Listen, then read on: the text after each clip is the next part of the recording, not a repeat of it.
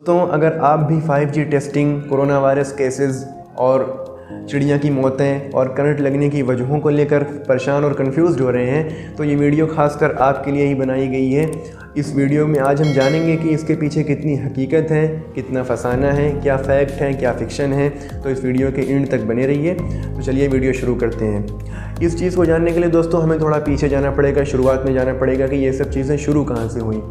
एक वक्त था 2018 के अक्टूबर में, हेग एक जगह है जहाँ पे 300 चिड़ियाँ एक साथ मरी हुई पाई गई। 300 स्टार्लिंग बर्ड्स एक साथ जो है वहाँ पे मरी हुई पाई गई।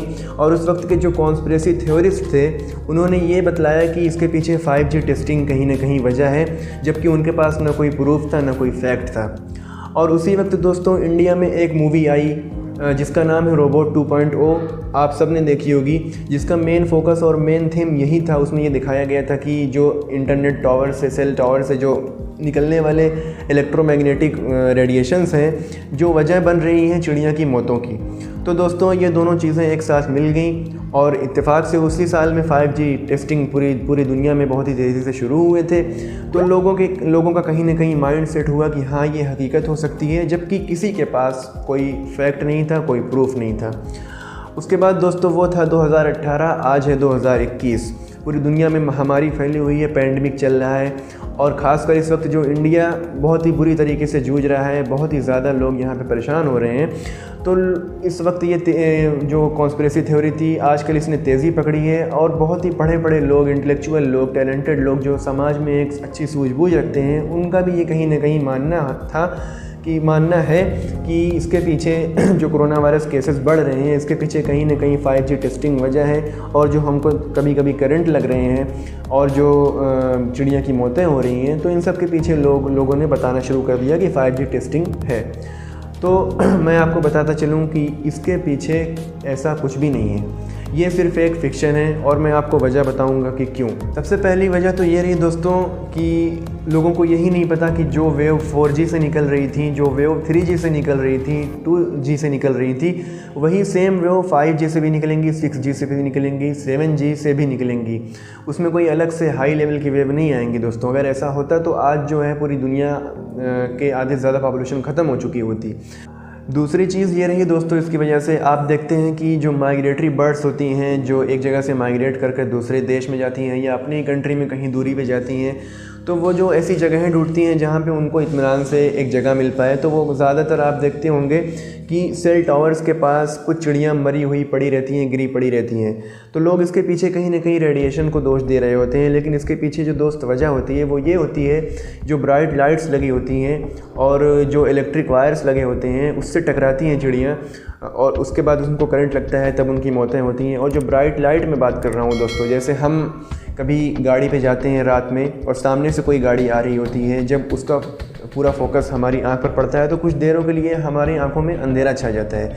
तो सोच सकते हैं कि एक छोटी सी चिड़िया जो है, जब वहाँ पे ब्राइट लाइट के बीचों बीच वो बैठ रही है, उठ रही है, तो उस पर क्या असर पड़ता होगा। तो हमारे जो साइंटिस्ट हैं उन्होंने कहीं ना कहीं इस चीज़ को भी वजह बताई, ब्राइट लाइट को और इलेक्ट्रिक वायर्स को, चिड़िया के मरने की, मौतों की वजह की।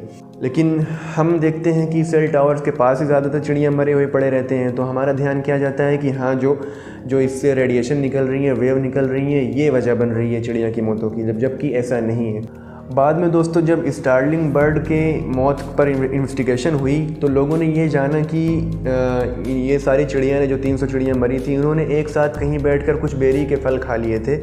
बेरी के फल दोस्तों देखते हैं ना, कभी कभी जो चिड़ियाँ, ढेर सारी चिड़ियाँ एक ग्रुप में आती हैं, किसी खेत में उतरती हैं, कुछ ऐसा खा लेती हैं जिससे उनको तकलीफ़ होती है या मौत हो जाती है। तो ऐसे ही सेम थिंग हैपन हुई थी वहाँ पे, लेकिन उसको लोगों ने जोड़ा किस चीज़ से कि 5G टेस्टिंग से इनकी मौतें हुई हैं, जबकि किसी के पास कोई प्रूफ नहीं था। और आप ये बेहतर जानते हैं कि कोरोना वायरस केसेस तो उस कंट्रीज़ में भी बढ़ रहे हैं और चिड़ियाँ तो उस कंट्रीज़ में भी मर रही हैं जहाँ पर 5G टेस्टिंग नहीं हो रही है, जहाँ पर 5G टावर अभी नहीं लगे हैं। दोस्तों इन सब कॉन्स्पिरेसी थ्योरीज़ के बीच WHO को रिपोर्ट निकालनी पड़ी कि इलेक्ट्रोमैग्नेटिक वेव्स और रेडिएशंस और कोरोना वायरस केसेस का कोई लेना देना नहीं है।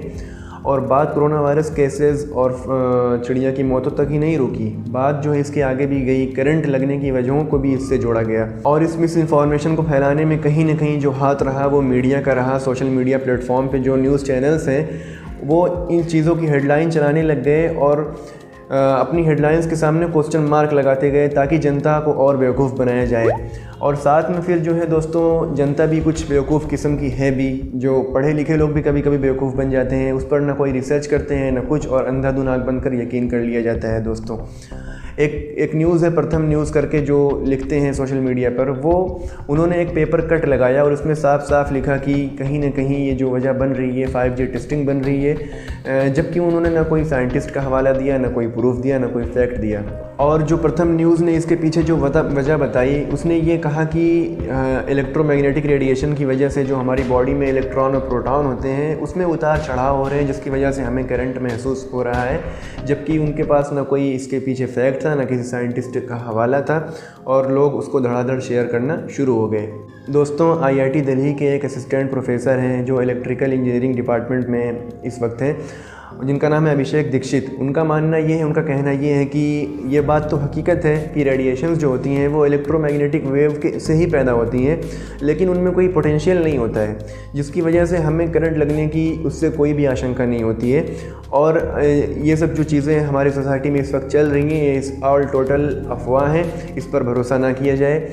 और उनका कहना ये भी है कि हम अक्सर देखते हैं, खासकर गर्मी के महीने में, कभी कोई मेज़ छूते हैं, कुर्सी छूते हैं या घर में कंघी छूते हैं, तो हमें कभी कभी एक हल्का सा करंट महसूस होता है, जिसका पोटेंशियल जो है बहुत ही लो लेवल का होता है, जिससे हमें कोई ख़तरा नहीं होता है। और अगर हम कहीं ना कहीं एक हाई लेवल पोटेंशियल के करंट को छुएं, जैसे हम इलेक्ट्रिकल वायर को छुएं, तो उससे हमारी जान जाने का भी खतरा होता है। तो उनका मानना ये है दोस्तों कि रेडिएशन का कोई भी शॉर्ट टर्म नुकसान बॉडी को नहीं होता है, हमें नुकसान तभी होता है जब हम कोई हाई लेवल पोटेंशियल के करंट को छू रहे होते हैं। दोस्तों, मैं ये भी बताता चलूँ कि ये जो करंट लगने वाली बात है, ये मेरे साथ भी हुई है, ये झूठ नहीं है। और जो मेरे नोज़ से ब्लीडिंग भी हो रही थी 1 महीने तक, लेकिन इसके पीछे हम पूरा 100% 5G टेस्टिंग को दोषी ठहरा देना, जो बिल्कुल सिरे से ही गलत है, तो ये ठीक नहीं है दोस्तों। इसके पीछे हमें रिसर्च करनी चाहिए, क्या सच है, क्या हकीकत है।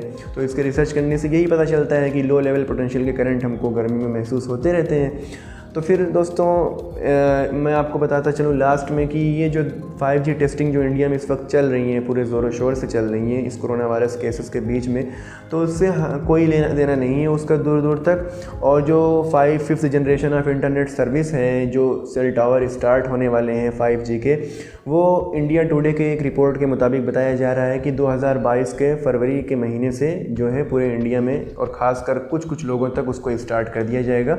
उसके बाद फिर पूरे इंडिया में तेज़ी से उसको फैला दिया जाएगा।